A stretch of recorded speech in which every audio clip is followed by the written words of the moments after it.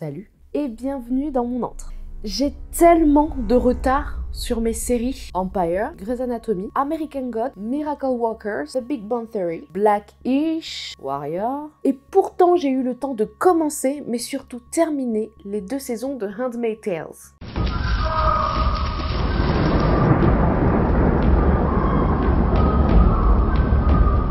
Donc Handmaid's Tales ou La Servante Écarlate est une série qui a débuté en 2017 et dont la saison 3 a commencé la semaine dernière, le 5 juin je crois, le 5 juin, donc ça devait être mercredi au soir que c'est passé aux États-Unis. Je me souviens, il y a 2 ans à peu près, mon professeur de relations internationales nous avait méprisés parce qu'on ne regardait pas la série. Et maintenant que j'ai pu voir de quoi il en retournait, je comprends tout à fait pourquoi. Nous méritions largement ce mépris.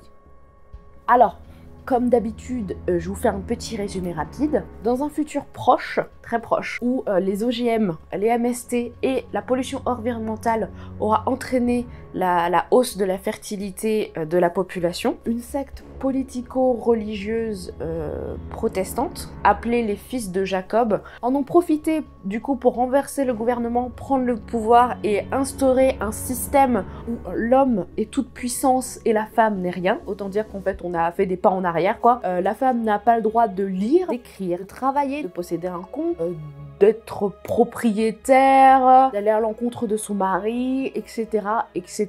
En même temps, à quoi bon? Ce ne sont que des femmes, n'est-ce pas? Elles sont d'ailleurs catégorisées selon leur fonction. Donc nous avons les femmes qui sont habillées en bleu et qui sont les femmes de dirigeants. Nous avons les Martha qui sont habillées en gris et enfin ce sont celles qui tiennent la maisonnée, qui font à manger, qui font le ménage. Nous avons les servantes habillées en rouge qui elles en fait servent juste d'incubateurs. Elles sont là pour porter les enfants des femmes, pour les femmes qui ne peuvent pas avoir d'enfants, bien évidemment parce que si les femmes ne peuvent pas avoir d'enfants, c'est la faute de la femme, n'est-ce pas celle de l'homme? Non, l'homme est toute puissance, l'homme est pouvoir. Et donc ces servantes sont encadrées par des tantes, qu'on appelle les tantes, qui elles sont habillées en marron. Et donc on suit l'histoire de June, qui n'a pas pu fuir les États-Unis avec sa fille et son mari, et qui du coup se retrouve servante, parce que ses ovaires sont viables. Le fait qu'elle ait un enfant prouve en fait que ses ovaires sont viables, et que l'enfant ne meurt pas en couche, parce que la plupart des enfants à cette époque-là mouraient très rapidement après leur naissance, lorsque la mère arrivait à terme, et elle se retrouve à devoir faire un enfant pour la famille Waterford. Je vais vous expliquer pourquoi cette série m'a bouleversée. Le truc, c'est que la plupart des choses qui se passent dans cette série, ce sont des événements qui se passent quelque part sur la Terre. Tout ce que vivent ces femmes, la façon dont elles sont traitées, et ce qu'elles sont obligées de faire, ce sont des événements en fait qui arrivent encore maintenant, à l'heure où je vous parle, à l'heure à laquelle vous regardez cette vidéo, peu importe le temps auquel vous regardez cette vidéo, ce sont des événements qui arrivent à des femmes quelque part sur cette planète. Et je trouve ça d'une violence inouïe. Donc effectivement, on a tendance à se distancer en fait de ce genre de choses parce qu'on dit « Hey, ça arrive de l'autre côté de la planète, ça ne me concerne pas. » Mais en fait, ce que la série veut nous montrer, c'est que ça peut très bien nous arriver à nous, en fait. C'est en quoi on est différent des autres, en fait. C'est ça la question qu'on doit se poser. Pour moi, cette série nous ramène à cette réalité qu'il suffit d'un rien. Il suffit d'un rien pour que ces choses se passent.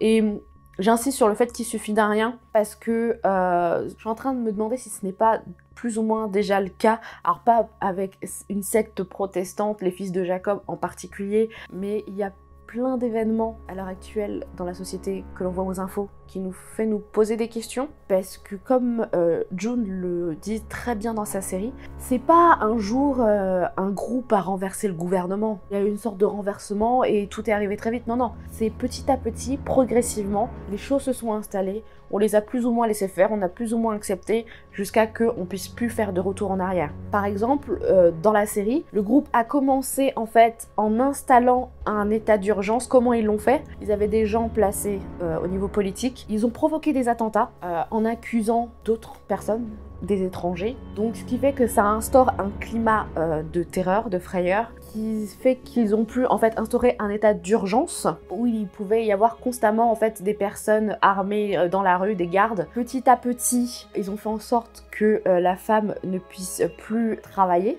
donc que toutes les femmes se fassent virer, qu'elles n'ont plus accès à leur compte, sauf du garant mâle le plus proche de la famille, donc le mari ou le père. C'est joyeux, c'est tout joyeux. Tout ça, en fait, c'est pas arrivé d'un coup. C'est arrivé progressivement.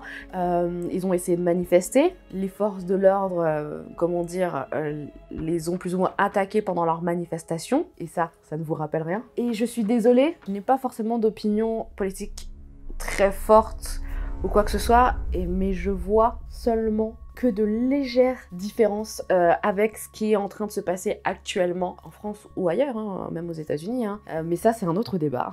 En tout cas, ce sont les problèmes environnementaux et du coup, les problèmes de fécondité qui ont poussé les extrémistes au pouvoir, parce que il faut savoir une chose dans une société, c'est que lorsqu'il y a un problème de natalité, de fécondité, ça peut nous rendre, nous, humains, un peu fous. Et c'est ce qu'on essaie de nous expliquer aussi à travers le développement de certains personnages. Ça entraîne la régression des droits de certaines personnes, souvent des gens qui ont des idées opposées aux extrémistes qui montent au pouvoir. Et c'est pour ça, en fait, que je trouve qu'il est très important de regarder cette série et d'y réfléchir sérieusement. Parce que ça ne se passe pas forcément que chez le voisin, en fait. Parfois, c'est nous le voisin.